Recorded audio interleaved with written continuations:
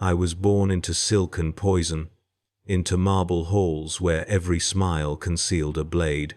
My name was Harkon Malovus, third son of House Malovus, rulers of the upper spires of Hive Tertius, on a world whose name I will not speak, though it hardly matters now. In the Imperium, one hive is much like another, a vertical city of 1 billion souls, stratified by birth and coin, where the aristocracy breathes filtered air in crystalline towers, while the masses choke on fumes 10 kilometers below. I learned early that nobility in the 41st millennium is not a blessing. It is a sentence carried out over a lifetime, and the executioner wears the face of your own blood. My father, Lord Casimir Malovis, was a man carved from cold marble and colder calculation. I remember his hands pale, immaculate, decorated with rings that represented contracts, alliances, and threats. Each finger bore a seal of some compact: the administratum's aquila, the mechanicus's cog, the governor's own sigil. He never raised those hands in affection. He raised them to instruct, to discipline, to demonstrate the precise angle at which a power knife should enter between the third and fourth rib to pierce the heart without damaging the lungs. A noble who cannot kill, he told me when I was 7, is prey dressed in velvet. My mother, the Lady Seraphine, was beautiful in the way a statue is beautiful, perfect, cold, untouchable.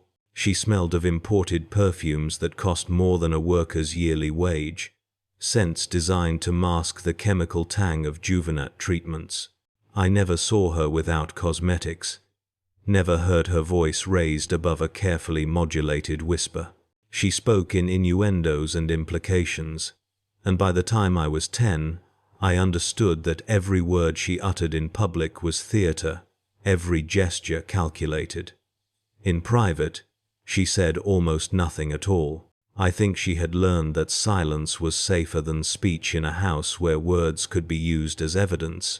The first mystery that haunted my childhood, the question that would not release me, was this: why did my eldest brother, Corvus, never smile after his 16th birthday?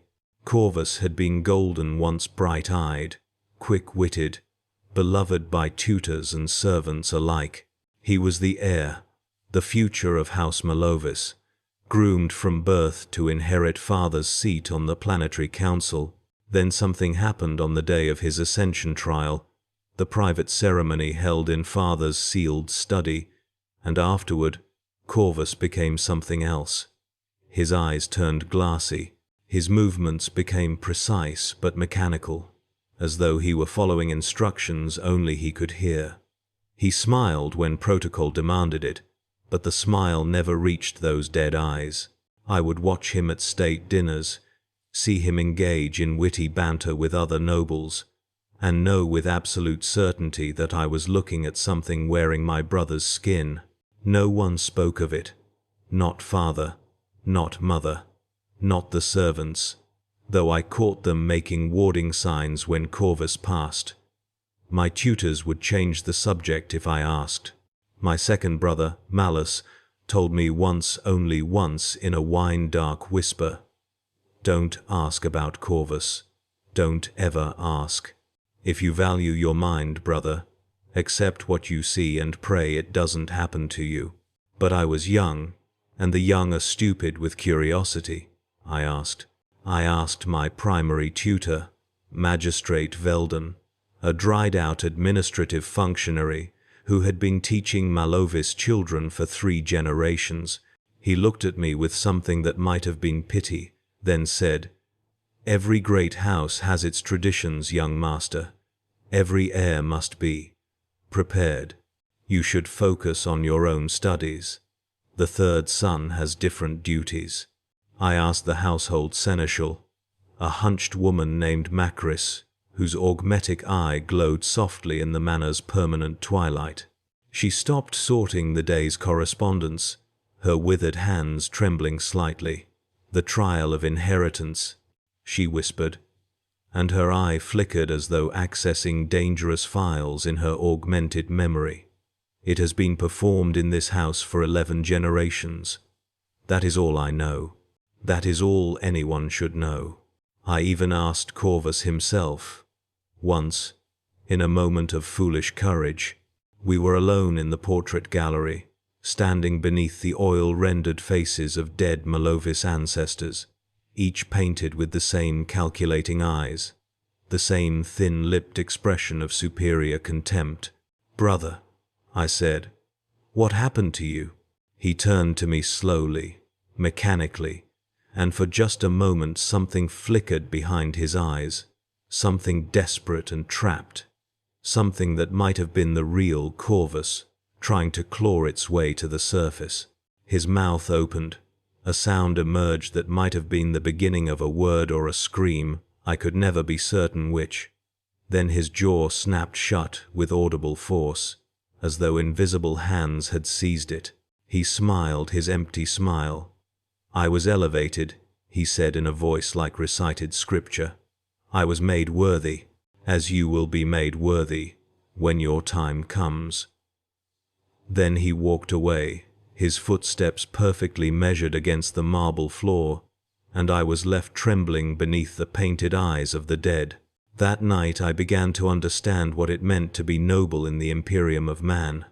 It meant you were valuable, too valuable to waste, too valuable to allow the luxury of free will. It meant you were a resource to be refined, a tool to be sharpened, and if the sharpening process destroyed whatever you had been before, well, that was acceptable wastage in service to greater efficiency. I was 12 when I first attended an execution. This was considered appropriate age for a noble child to witness the machinery of justice. The event was held in Judgment Square, a vast plaza of black marble in the administrative sector, overlooked by our family's secondary estate. Father brought all 3 sons, and we stood in the private balcony reserved for ranking families, looking down at the crowd of thousands gathered to witness Imperial law made manifest. The condemned was a former noble, a Lord Kessinger, who had been found guilty of embezzlement, tax fraud, and most damningly failure to meet his house's tithe quotas for 3 consecutive years. He knelt on the execution platform in shredded finery, his velvet coat torn open to expose the brand of the guilty seared into his chest. An Arbeits judge read the charges in a voice amplified by voxcasters, each crime punctuated by the rhythmic clang of a brass bell. The crowd chanted responses at the appropriate moments, a liturgy of condemnation they all knew by heart. For theft from the emperor's coffers, death. For falsification of sacred tithes, death. For unworthiness before the golden throne, death. The executioner was an enormous man, enhanced with crude augmetics that made his arms as thick as my torso. He carried a mono-edged sword, its blade so thin it seemed to shimmer in the artificial light. Kessinger was weeping, begging, promising to pay, promising to serve, promising anything. The executioner raised the blade. Father leaned close to me, his breath cold against my ear. "Watch carefully, Harken. This is what failure looks like. House Kessinger has been dissolved. Their holdings are forfeit. Their name is struck from the registry of nobles. They are erased. Remember this, my son. There is no safety in wealth, no protection in title. There is only service, only efficiency, only the eternal struggle not to fall." The blade fell. The crowd roared. Blood fountained across black marble, and I vomited over the balcony's edge, emptying my breakfast into the void. Father made no move to comfort me. Malice laughed.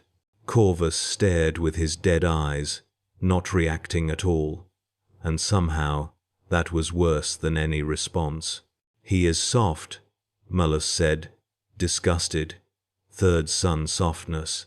He will harden," Father replied, "or he will be discarded. The Imperium has no use for soft things." The smell reached us even at that height, copper and bowel release, the specific stench of violent death. I have never forgotten it. I smell it still, in my dreams, mixed with other scents I would come to know intimately. Cordite and incense, rotting flesh and sacred oils, the particular reek of fear sweat, and the clean chemical tang of poisons. My education intensified after that day. If I had been naive enough to believe my position as third son might spare me from the worst of noble obligations, I was swiftly corrected. While Corvus prepared to inherit, and Malus trained for military command, he was destined for the planetary defense forces, perhaps even the Imperial Guard. If he proved exceptional, I was being groomed for what father called auxiliary functions. This meant I studied everything: politics and poison, economics and espionage, theology and treachery. I learned to dance and dissemble, to compose poetry and compose myself under torture, to identify 1,000 varieties of wine and an equal number of ways to kill with them. My tutors were specialists, each a master of survival in the endless war that was aristocratic life. Veldon taught me bureaucratic manipulation, showing me how to delay a rival's requisitions until their operations collapsed, how to bury lethal clauses in 70-page contracts, how to weaponize the administratum's own Byzantine regulations. The Imperium runs on paper, he would say, his stylus scratching across data slates. Learn to make paper cut, boy, and you'll draw more blood than any blade. Madame Silk, no one knew her real name, taught me the arts of infiltration and disguise. She was a former assassin, I think, or perhaps a retired spy, her face a shifting canvas of cosmetics and minor surgery. Under her instruction, I learned to walk like a servitor, talk like a gilder, move like a shadow through places I had no right to be. She taught me that observers see what they expect to see, and that the greatest invisibility is not supernatural but perfectly mundane. A noble out of place is a target, she said, but a servant is furniture. A clerk is scenery. Learn to be scenery, young Malovis, and you will hear every secret worth knowing. Brother Matthias, a priest of the ecclesiarchy assigned to our house, taught me the prayers and protocols of imperial faith, but also the darker knowledge of how that faith could be twisted, manipulated, weaponized. He showed me how to denounce an enemy to the clergy, how to plant evidence of heresy, how to frame theological arguments that would justify any action, any atrocity, as the emperor's will.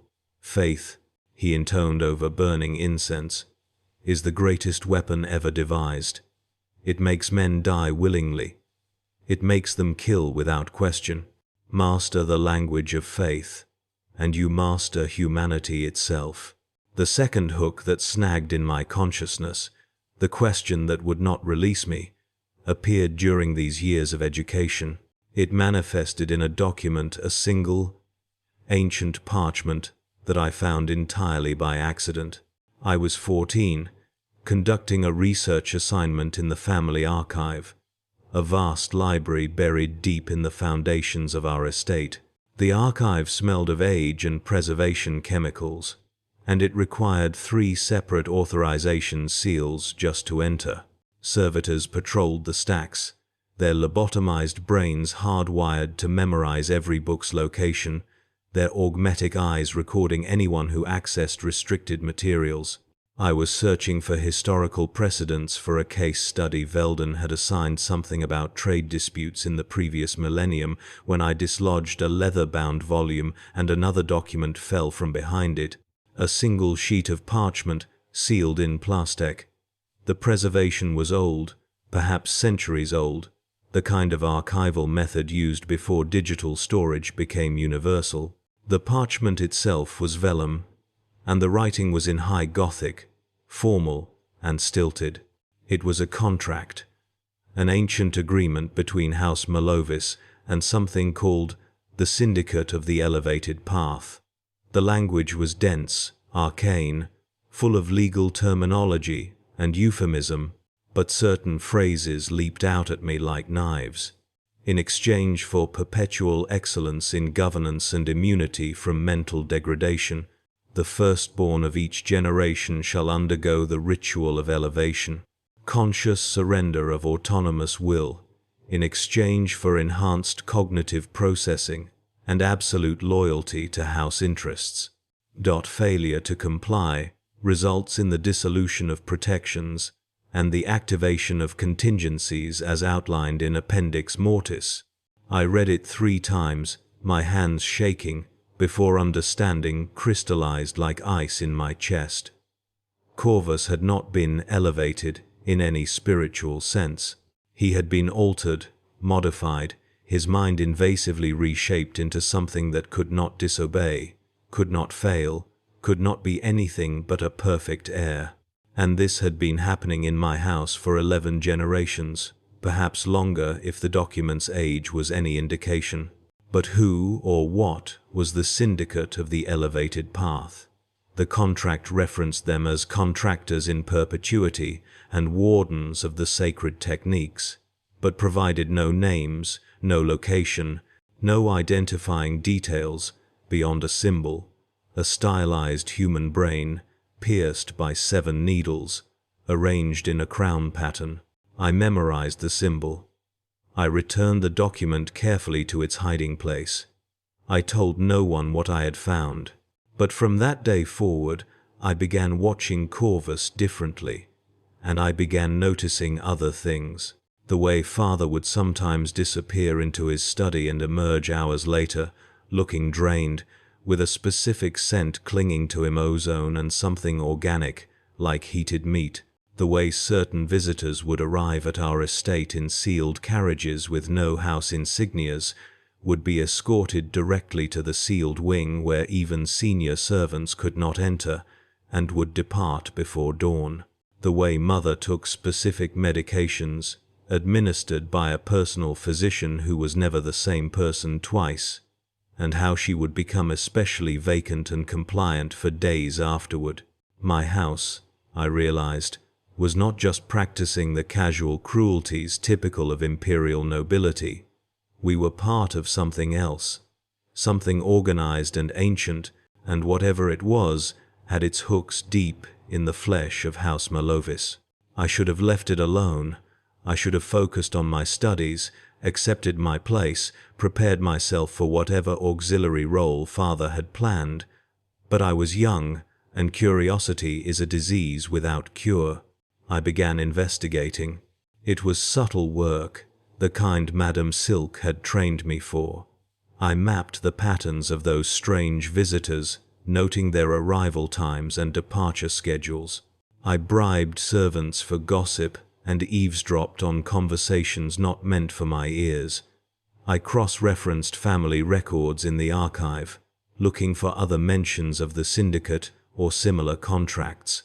I learned to read the micro-expressions on my parents' faces, the tiny tells that indicated lies or concealed knowledge. And slowly, piece by piece, I assembled a picture of the machinery that ran beneath the surface of aristocratic life on our world. The syndicate was not unique to House Malovis. At least 6 other major houses on our world, perhaps more across the wider sector, had made similar arrangements. Each traded something for their continued success: minds, bodies, futures, the autonomous will of their heirs. The syndicate provided services in exchange: advanced augmentation, neurological conditioning, cognitive enhancement, psychological restructuring. They were, in essence, butchers of the soul, surgeons of identity, and they worked exclusively for the aristocracy. But they were not sanctioned by the administratum or blessed by the ecclesiarchy. They existed in the legal grey space between heresy and pragmatism, protected by the very houses they served, concealed by networks of mutual interest and mutual damnation. To expose them would be to expose every major house on the world. To destroy them would be to cripple the planetary government. It was a perfect symbiosis of corruption, sustained by silence and enforced by the implicit threat that everyone had too much to lose. I discovered this over the course of 2 years, 2 years of careful investigation and growing horror.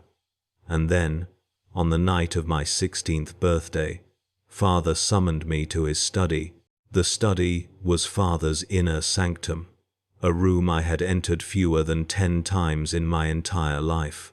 It was not large, perhaps 10 meters square, but it was densely packed with the instruments of power, data terminals linked to planetary networks, cogitators humming with encrypted information, shelves of physical books and scrolls too valuable or too dangerous to digitize, and, most prominently, a massive ironwood desk behind which Father sat like a judge behind a bench.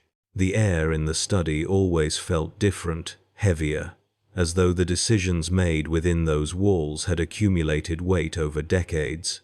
It smelled of leather and machine oil, of aged paper, and something else, that same ozone and meat scent I had noticed before, emanating from a locked door set into the far wall, a door I had never seen opened.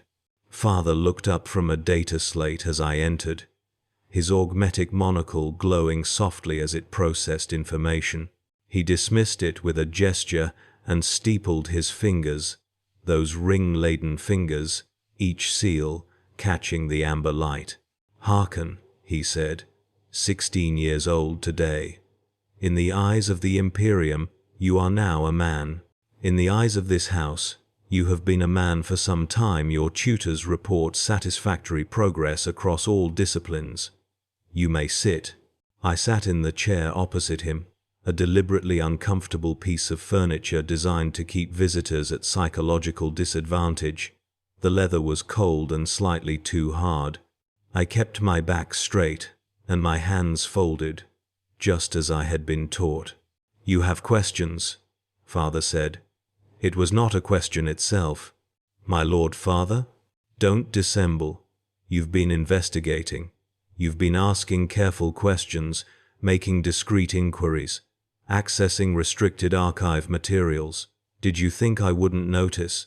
Did you think the servitors don't report every book pulled from the shelves, every whispered conversation in dusty corners?"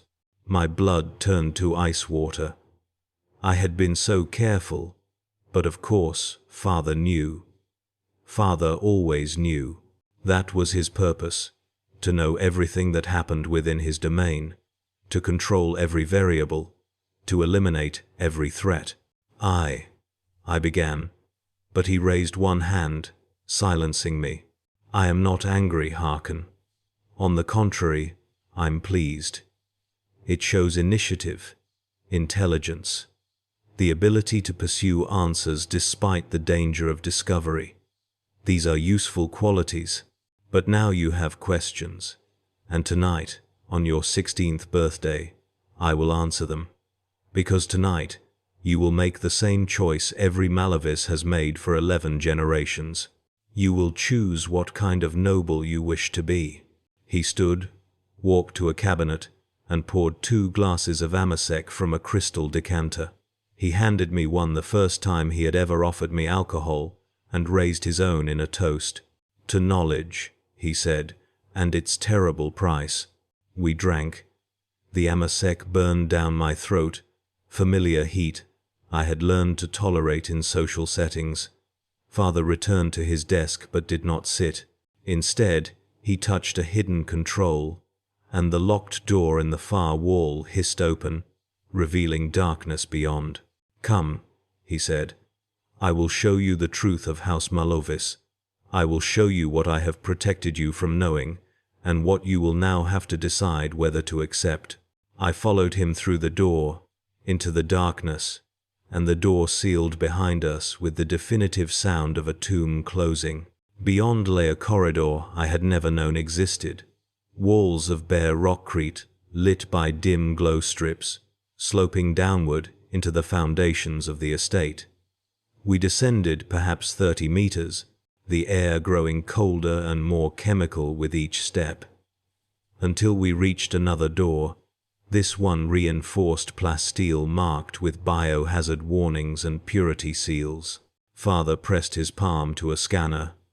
The door opened onto what I can only describe as a laboratory, or perhaps an operating theater, or perhaps both.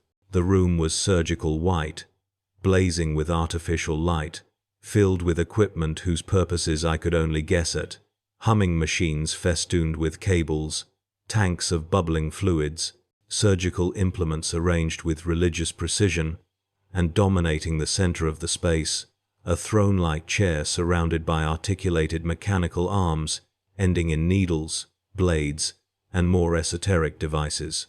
A figure stood beside the chair, robed in the deep blue of the Mechanicus, but lacking their insignia, their face concealed behind a smooth silver mask.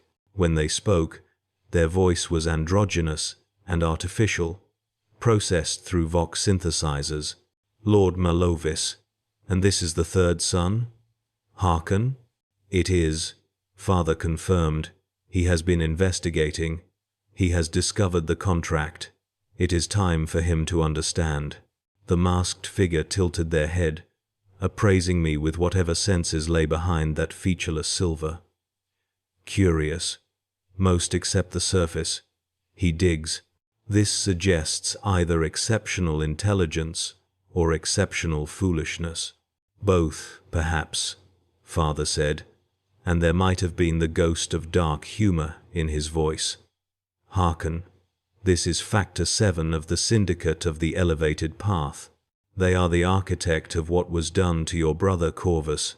They are the reason House Malovis has not fallen in 11 generations, despite every political storm, every economic crisis, every threat from rivals. They are the dark foundation upon which our success is built. Factor 7 moved with the precise, gliding motion of extensive augmentation.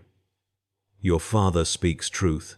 We provide services to select houses across 17 sectors.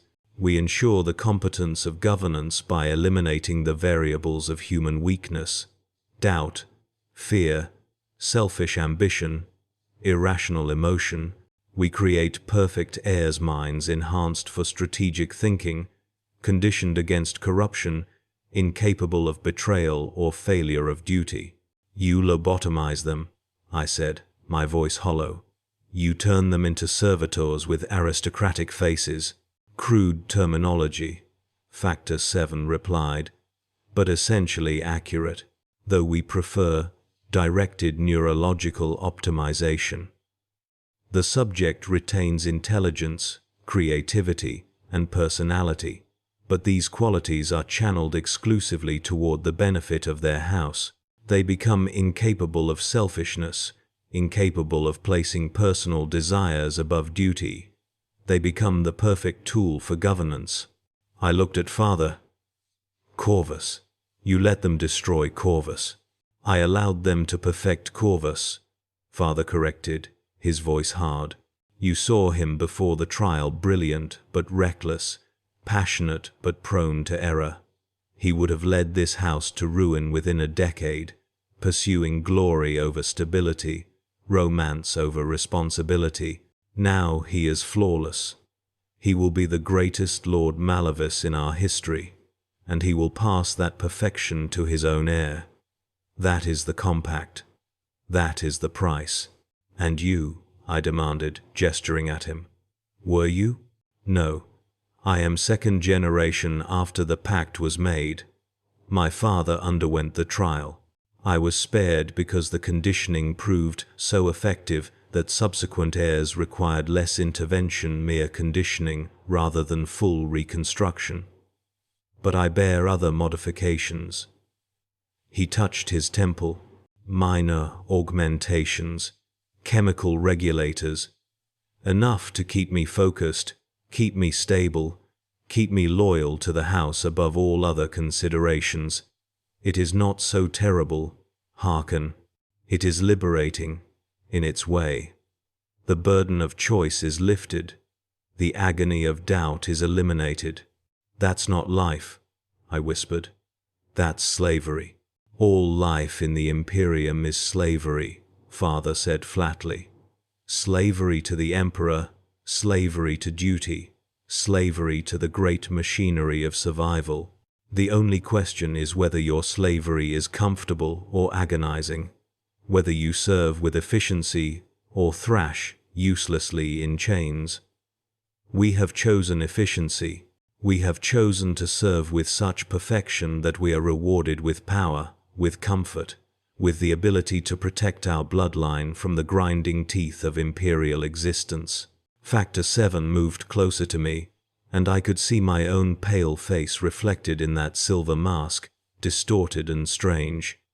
You have a choice tonight, young Malovis, a choice your family has given you that most of the Imperium never receives. You can accept augmentation minor modifications, nothing as extensive as your brother received. We will install cognitive regulators, loyalty conditioning, chemical stabilizers.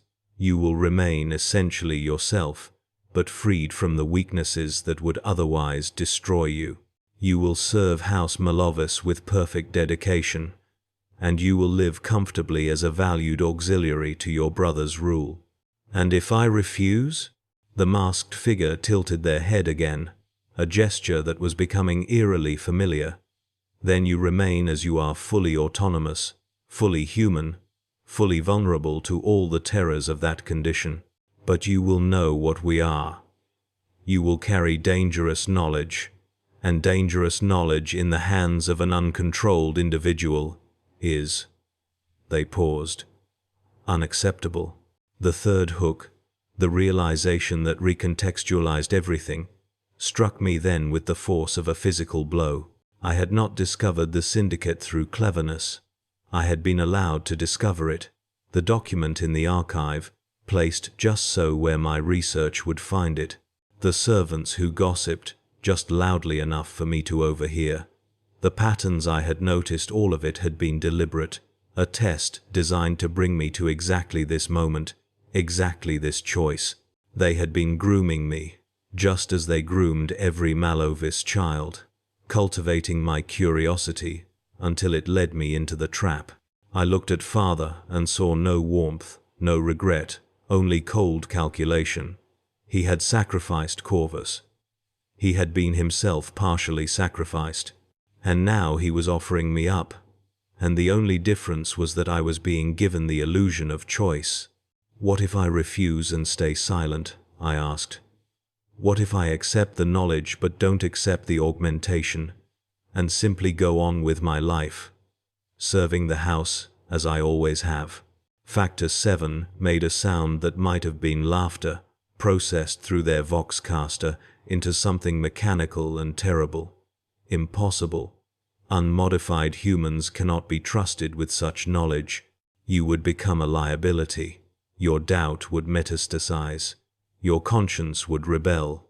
Eventually, you would speak, or act, or in some way, compromise the syndicate and the houses we serve. We have seen it before. It always ends the same way. Then it's not a choice, I said bitterly. It's a gun to my head dressed up as freedom. Welcome to the Imperium, Father said softly. Every choice is a gun to the head. At least this way, you survive. At least this way, you serve with purpose. I am giving you what my father gave me, the opportunity to be useful, rather than discarded. I looked at the chair, at the mechanical arms with their needles and blades, at the bubbling tanks of chemicals. I looked at Factor 7, that faceless arbiter of other people's minds. I looked at Father, and saw in his eyes the same deadness I had seen in Corvus, muted but present, the deadness of a man who had accepted his own erosion. How long do I have to decide? I asked. Tonight, Father said. Before we leave this room. The syndicate's schedule is precise. Factor 7 has allocated this time for your procedure. If you refuse, they have allocated time for your alternative processing. Alternative processing, I repeated. You mean my death? Not death, Factor 7 corrected. Conversion. We waste nothing. Uncooperative subjects provide valuable raw materials for other projects. Your body could serve as the biological basis for specialized servitors. Your brain could be repurposed for computational tasks. Your genetic material could contribute to house breeding programs. Nothing is wasted in the Imperium, young Malovis. The only question is whether you are recycled as an autonomous individual or as component parts. The casual horror of it, the bureaucratic tone in which they discussed my vivisection struck me as more terrible than any theatrics could have been. This was simply business to them, merely another transaction in the endless accounting of imperial existence. I thought of Corvus, smiling his dead smile. I thought of father, bound by chemical chains to duty. I thought of mother, blank and compliant after her medications. I thought of House Kessinger, erased from existence, their nobleman's blood painting black marble. I thought of the Imperium itself, that vast crushing mechanism of which we were all tiny parts, all fodder for its endless hunger. And I thought, there must be a way out. There must be something beyond this binary of slavery or death. But looking at father's face, at Factor 7's implacable mask, at the instruments of transformation waiting in their sterile precision, I knew there was no way out. There was only the question of how I would be broken quickly and mercifully, or slowly and with the pretense of autonomy. I need to understand something, I said, buying time, my mind racing. The contract, the original pact, who initiated it? Was it my ancestor, the first Lord Malovis, to accept this arrangement? Or did the syndicate approach him? Factor 7 turned to father, as if seeking permission to answer. Father nodded. Your ancestor, Lord Victus Malovis, approached us, the syndicate agent said. 11 generations ago, House Malovis was failing. Debts crushed you, rivals circled. The administratum was preparing to dissolve your holdings and distribute them to more competent families. Lord Victus was desperate, and desperation makes humans innovative. He learned of the syndicate through channels we need not detail. He came to us, begging for salvation. We offered him a solution: surrender his heirs autonomy, undergo conditioning himself, and in exchange, we would provide the cognitive enhancements and strategic guidance necessary for his house to not merely survive, but thrive. And he accepted. Immediately. He sacrificed his son to save his house. Very rational, very pragmatic, very imperial. And House Malovis has been exceptional ever since. Your family has never missed a tithe, never failed an audit, never been implicated in significant heresy or corruption. You are a model aristocratic house, and that model was built on the foundation of that first sacrifice. The fourth hook, the revelation that would crack open the final truth, came to me then not as a shocking discovery, but as a gradual, horrible understanding. How many houses, I asked, how many across the Imperium have made this same pact?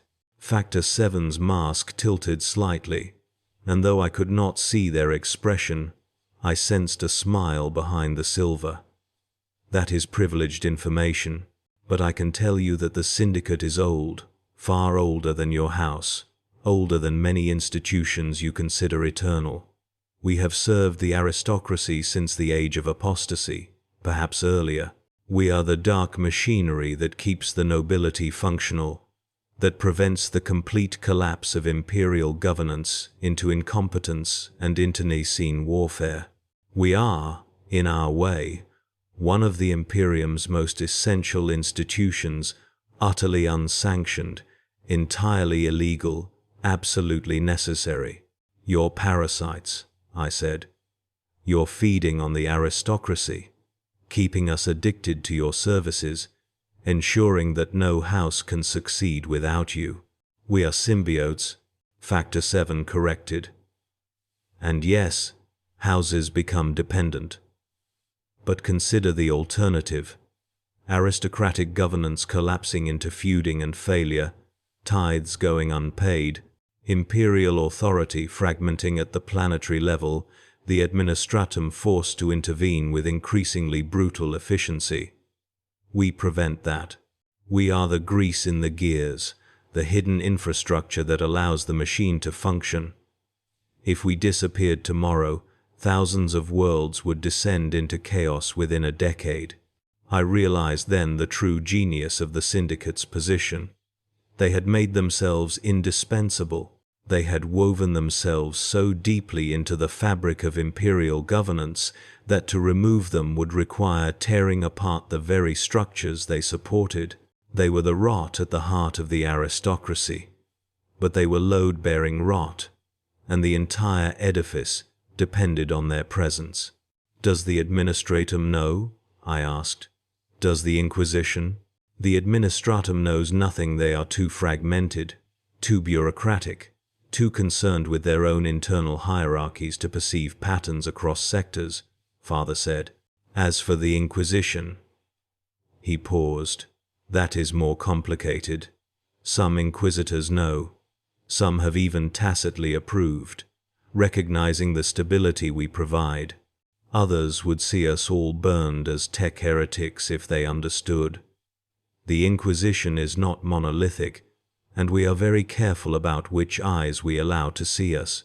But there are risks, Factor 7 added. There are always risks.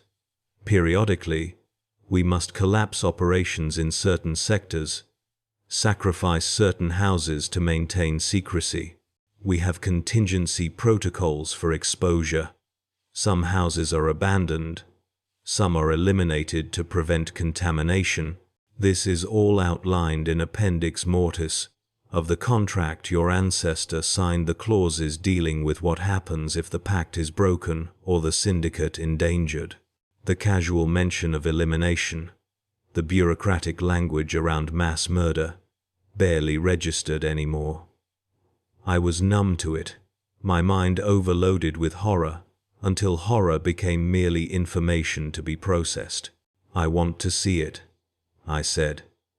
Appendix Mortis. I want to read the full contract. Father's expression flickered with something that might have been respect. Very well. You deserve that much, if nothing else. He produced a data slate, called up an encrypted file, and handed it to me. I read the ancient document in its entirety, the archaic High Gothic requiring my full concentration to parse. The main clauses outlined the exchange I already understood. Augmentation and guidance in exchange for heirs' autonomy. But Appendix Mortis was something else entirely. A catalogue of contingencies written with cold precision. If the syndicate was exposed, all houses under pact would be simultaneously notified via quantum-entangled communication. Each house would have 48 hours to enact contingency erasure, the systematic elimination of all evidence, including physical facilities, documents, and biological witnesses deemed necessary for silence. This meant servants, lower-ranking family members, anyone who might speak. If a house refused to comply, the syndicate would activate biometric fail-safes installed in all augmented subjects. I read the technical specifications with growing dread. Neural explosives, chemical cascade systems, organ-specific poisons. Every modified noble was walking around with built-in kill switches, invisible and inescapable.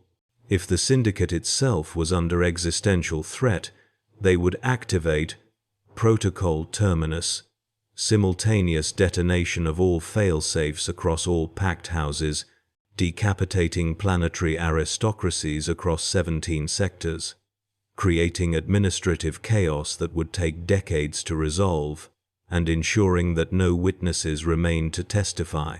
It was beautiful in its ruthlessness, terrible in its scope. The syndicate had built an empire of mutually assured destruction, ensuring their survival by holding the gun to everyone's head simultaneously. "Now you understand the stakes," Father said quietly, taking the slate back. "Now you understand why there is no escape. If you refuse augmentation and we let you live, you become a potential leak. If you leak, you endanger not just House Malovis, but every house under pact. And if those houses fall, the Syndicate will ensure that billions suffer in the resulting chaos. Your silence must be absolute, which means your autonomy must be eliminated. It is the only mathematics that works." I looked at the chair again, at Factor 7 waiting patiently beside it, at Father standing with his hands folded behind his back in a posture of military correctness. "What if I accept augmentation?" I said slowly. "But in the process, I find a way to sabotage it. What if I pretend to comply, but remain autonomous, a sleeper inside your perfect system?" Factor 7 actually laughed, a horrible synthesized sound. "Every subject thinks they can resist. Every subject believes their will is strong enough. We have been doing this for centuries, young Malovis. We account for resistance. The conditioning includes layers of compulsion you won't even notice until they activate. You will believe yourself free while being perfectly controlled. It is our greatest achievement subjects who never realize they have been modified, who go on believing in their own autonomy while serving our purposes with absolute fidelity." "Then I would prefer death," I said, and meant it.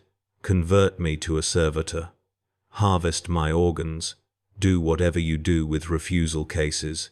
But I won't choose this. I won't pretend there's dignity in submission." Father's face spasmed, the first genuine emotion I had seen from him in years, something that might have been grief, or might have been rage, or might have been both. "You stubborn fool, you throw away your life for pride, for a principle that means nothing in the Imperium. There is no dignity. Hearken. There is no freedom. There is only service and suffering, and I am offering you service with minimal suffering. Why can't you see the mercy in that?" "Because mercy would be letting me go," I said. "Mercy would be allowing me to disappear, to become someone else, to live without your chains. But you can't offer that. The system can't tolerate that. So there is no mercy here, Father. There is only degrees of violation." Factor 7 moved then, with sudden speed, and before I could react, they had clamped a device around my wrist, a heavy manacle that hummed with energy. "Auto-injector," they said clinically, "filled with sedatives and paralytic agents.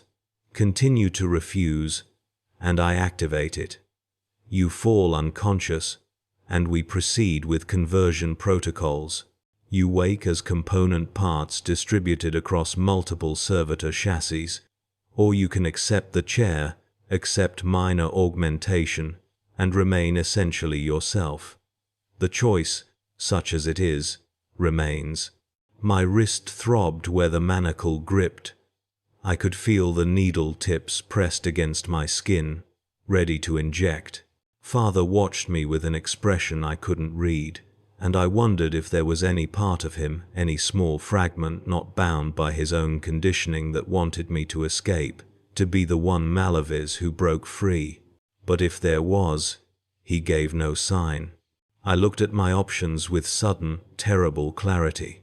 I could refuse and die, be dismantled into parts, my consciousness erased, my body repurposed. I could accept and be changed, remain alive, but fundamentally violated, my autonomy eroded by invisible systems I could never escape. Or I could try a third option, the one that had been forming in the back of my mind since I first understood the scope of the conspiracy. I could accept the augmentation. I could pretend to comply. And then, enhanced by their own modifications, I could work from within to bring the entire system down. It was suicidal. It was probably impossible. Factor 7 had just explained that resistance was futile, that subjects who believed themselves free were already controlled. But what if they were wrong? What if there was a gap in their system, a flaw in their conditioning, a way to use their own tools against them? I thought of every story I had ever read of rebellion, of resistance, of small gestures of defiance against impossible odds. The Imperium was built on such stories: Saint Celestine rising from death, the Imperial Guard holding against impossible Xenos hordes, heroes whose names were legendary precisely because they achieved the impossible. Perhaps I could be one small note of defiance in the vast symphony of compliance. Perhaps I would fail. Perhaps I would end up like Corvus, smiling with dead eyes, serving faithfully while my true self rotted away inside my skull. But at least I would have tried. At least I would have chosen. I accept, I said, and Father's shoulders sagged with relief. Factor 7 gestured toward the chair. A wise decision, young Malovis. Lie back. The procedure will take approximately 4 hours. You will be conscious. For most of it, we have found that conscious subjects integrate modifications more successfully than sedated ones. It will be intensely unpleasant, but that unpleasantness is temporary. The benefits are permanent. I walked to the chair. I sat. The mechanical arms unfolded around me like the petals of a steel flower.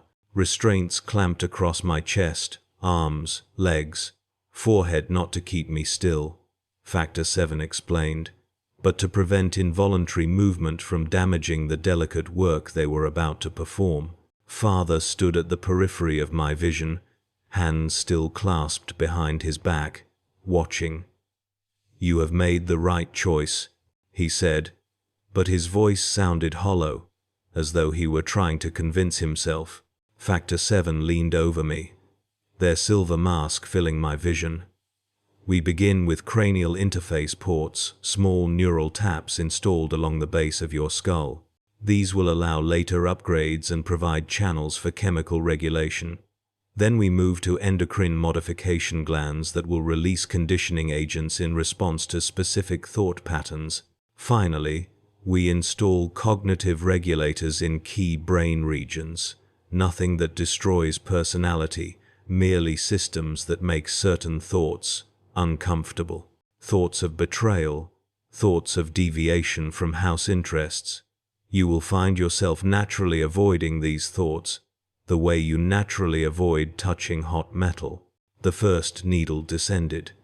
I felt the cold kiss of metal against my scalp, then the sharp, invasive penetration as it drilled through bone with micron precision.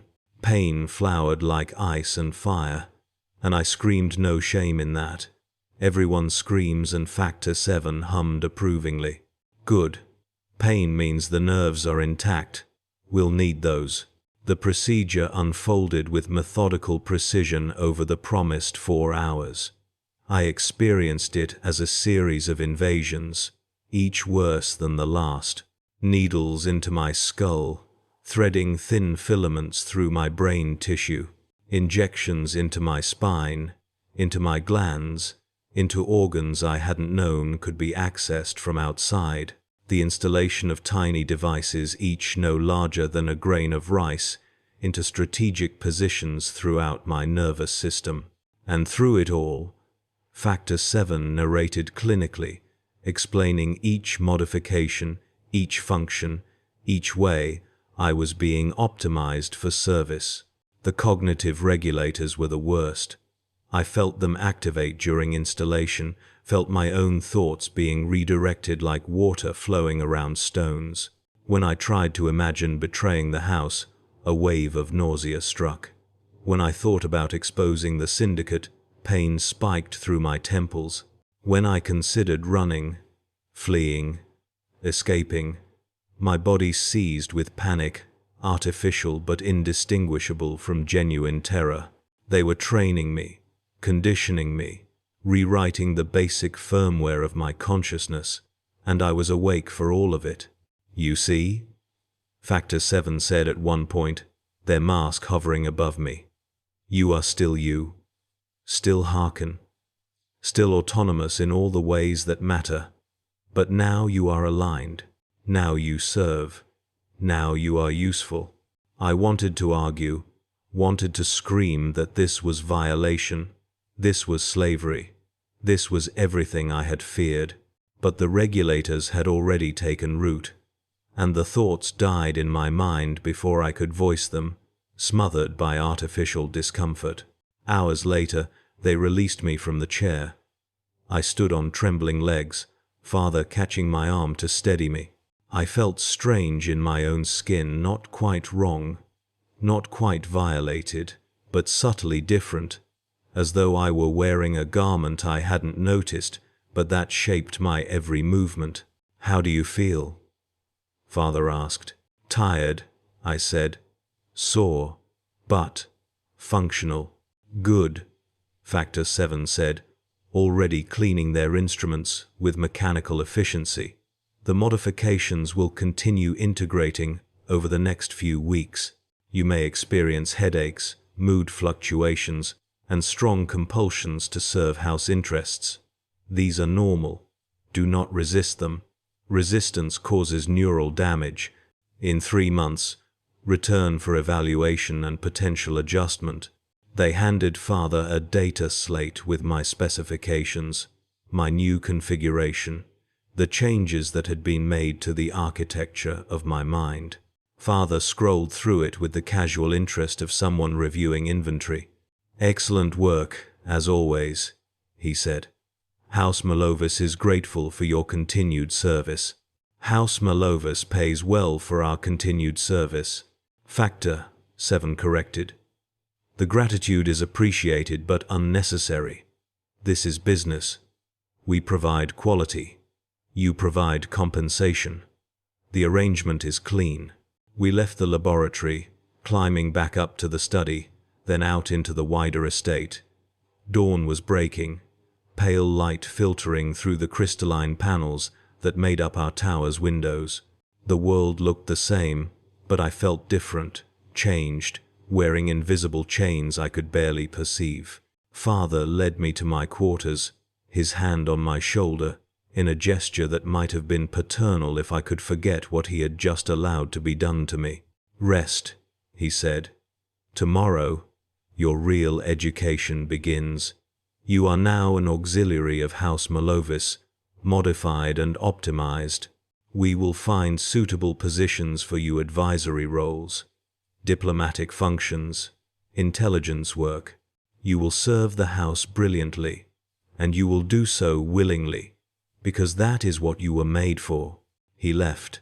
I stood in my room, surrounded by the familiar luxuries of my life: silk sheets, ancient books, artworks looted from a dozen worlds, and I felt nothing but a vast, echoing numbness. I looked at my reflection in the mirror, searching for signs of change. I looked the same. The scars from the procedure were hidden beneath my hairline, invisible to casual inspection. I looked like Harkon Malovis, third son, 16 years old, educated and refined. But I wasn't that person anymore. I had been optimized. I had been aligned. I had been made useful. And the worst part, the part that broke something fundamental in me, was that I could feel it working. Could feel the satisfaction when I thought about serving my house, the pleasure that accompanied thoughts of loyalty, the warm approval that flooded through me when I imagined making Father proud. They had installed a reward system directly into my brain chemistry, and it was functioning exactly as designed. I tried to think about escape, about rebellion, about exposing the syndicate to the Inquisition or the Administratum or anyone who might care. The cognitive regulators activated immediately, pain like ice picks through my skull, nausea rising in my throat, panic clamping around my chest like a fist. I gasped, staggered, fell to my knees, and the pain only intensified until I surrendered the thought, let it go, accepted that such ideas were forbidden. The pain vanished instantly, Pleasure replaced it, warm, comfortable, safe. Good boy. My modified brain chemistry seemed to whisper. Good boy for letting go. Good boy for accepting your place. I vomited then, emptying my stomach onto the expensive carpet, revolted not by the modifications themselves but by how effective they were, by how easily they could control me, by how I could feel my own autonomy dissolving like salt in water. But I couldn't maintain that revulsion. The regulators wouldn't allow it. Within moments, the horror faded, replaced by acceptance, by the comfortable understanding that what had been done was necessary, was proper, was for the best. I cleaned up the vomit. I went to bed. I slept dreamlessly, the sleep of the adjusted, the aligned, the owned. And when I woke, I felt fine. Over the following years, I served House Malovis as I had been designed to serve. I took advisory positions, provided intelligence to Father and Corvus, engaged in diplomatic missions to other houses. I was brilliant at it, my natural aptitude enhanced by the modifications, my performance optimized by the constant chemical encouragement to excel in house interests. I made alliances. I gathered blackmail material. I maneuvered our rivals into disadvantageous positions. I was everything a third son should be: useful, competent, absolutely loyal. And I hated every moment of it, though the hate itself was muted, softened by the regulators, transformed into something more like wistful regret than genuine rage. I watched Malus, my second brother, depart for his military posting with the planetary defense forces, his face set with grim determination. He had not been modified as extensively as Corvus or myself. Military service required aggressive instincts, after all, and the syndicate's conditioning focused on loyalty rather than complete personality suppression. But he wore a neural implant at the base of his skull, and I knew it contained the same kill switch that Factor 7 had installed in me, the same fail-safe that made us all hostages to the pact. I attended state dinners and played the charming noble, discussing politics and trade while mentally cataloguing every weakness, every advantage, every piece of information that might benefit House Malovis. My mind worked like a machine, processing data with enhanced efficiency, and I couldn't even feel proud of my own intelligence because I knew it was partially artificial, augmented by the systems threaded through my brain. I corresponded with other nobles' auxiliaries, building networks of information exchange, and gradually I realized that many of them had been modified too, though they would never admit it. I could see it in their eyes, the same controlled expression, the same careful speech, the same sense of being wound too tightly around a core of something dead. The syndicate's reach was vast. Perhaps not every house on every world, but enough that the aristocracy itself was becoming a modified class, a restructured elite whose autonomy had been gradually stolen and replaced with perfect obedience to house interests. We were becoming a new form of servitor, I realized, conscious, intelligent, but ultimately just as controlled, just as owned. And no one spoke of it. No one acknowledged it, because the cognitive regulators made such acknowledgement painful, and because to speak of it would be to endanger the system that kept us comfortable, kept us powerful, kept us alive. The fifth and final hook, the revelation that would define my last years, came not as a sudden shock, but as gradual accumulation of terrible clarity. I was 23 when I attended a gathering of young nobles from across the sector, a social event ostensibly about fostering alliances, but actually about displaying wealth and breeding. It was held on a pleasure moon, a rare extravagance in the grim reality of Imperial existence, and for 3 days we engaged in carefully orchestrated socializing. I met a young woman there, Lady Verlaine of House Cortus, and something in her eyes was familiar. We spoke of trivial things, art, music, the latest fashions from distant segmentum solar, but beneath the pleasantries, I sensed recognition. She had been modified too. I could tell. Late one night, when the festivities had wound down and most guests had retired, I found her standing on our observation balcony, looking out at the stars. I joined her, and for a long moment we stood in silence. "You know, don't you?" she said finally, her voice barely a whisper. "Know what?" I asked, though I understood perfectly. "What was done to us? What we are?" "Yes," I admitted, because with her, pretense seemed pointless. "I tried to kill myself once," she said, still looking at the stars. 3 years ago, I took poison, enough to stop my heart. I wanted out. I wanted to escape." She touched her chest. "They revived me. Factor 12. That's our house's syndicate agent installed new safeguards. Now I can't even form the thought of suicide without triggering paralysis.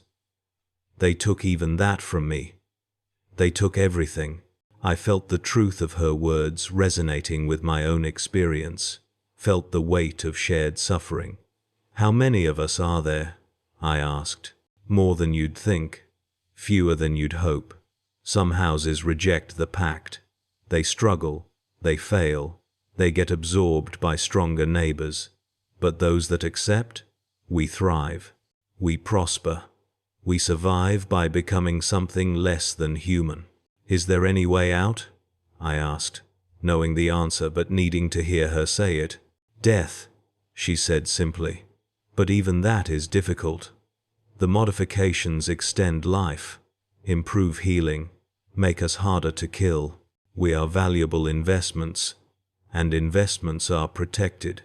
She turned to me then, and in her eyes I saw the same trapped desperation I felt in my own chest. "We are going to live a long time, Lord Malovis. Decades, probably, serving our houses with perfect loyalty, never able to rebel, never able to escape, never able to die easily. We are the Imperium's perfect citizens, useful, obedient, and utterly, irreversibly broken." She left me there on the balcony, returning to the false gaiety of the gathering, and I stood alone beneath stars that seemed suddenly very far away and very cold. I realized then that my rebellion, my hope of sabotaging the system from within, had been foolish from the start. The syndicate was too careful, their conditioning too complete.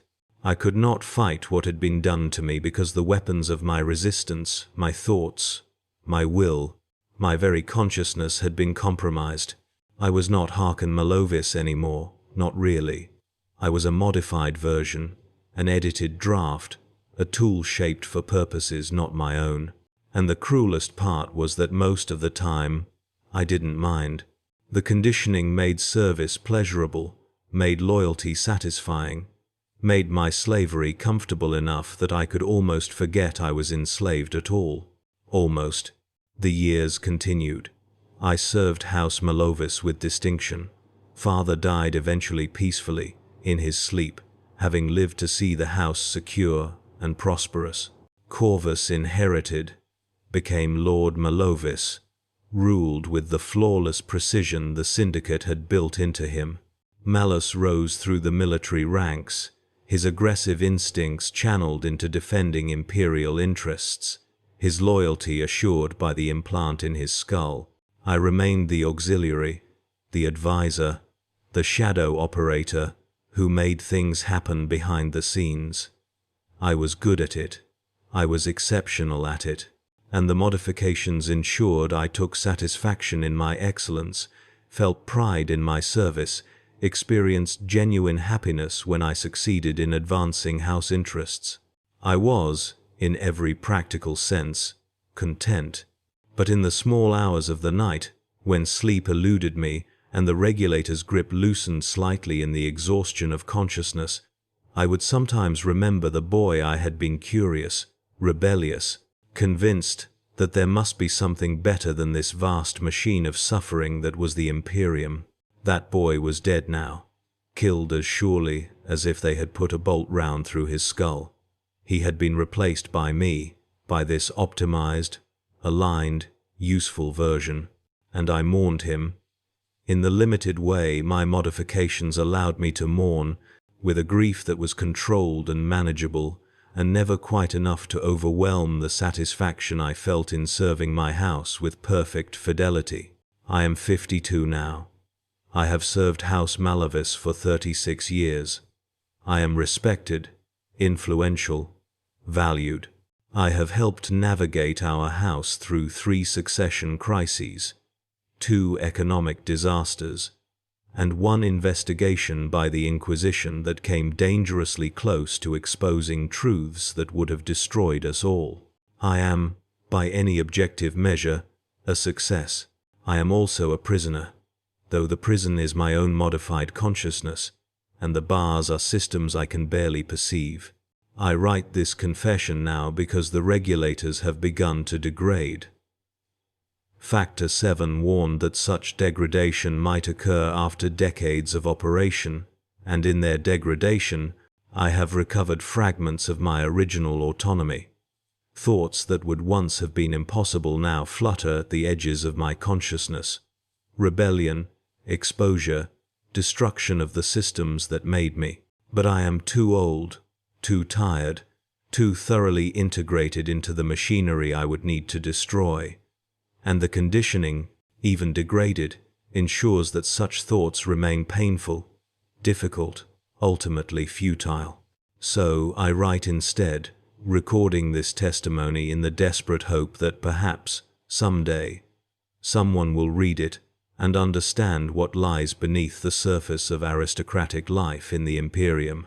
Perhaps some young noble, standing where I once stood, facing the same terrible choice, will find this document and choose differently, choose death over modification, choose authenticity over optimization, choose to remain human, even if humanity means suffering. Or perhaps no one will ever read this. Perhaps it will be discovered and destroyed. Or perhaps I will destroy it myself, when the regulators repair themselves and make such documentation impossible once more. I do not know. I am not certain anymore what I know, what I believe, what I want.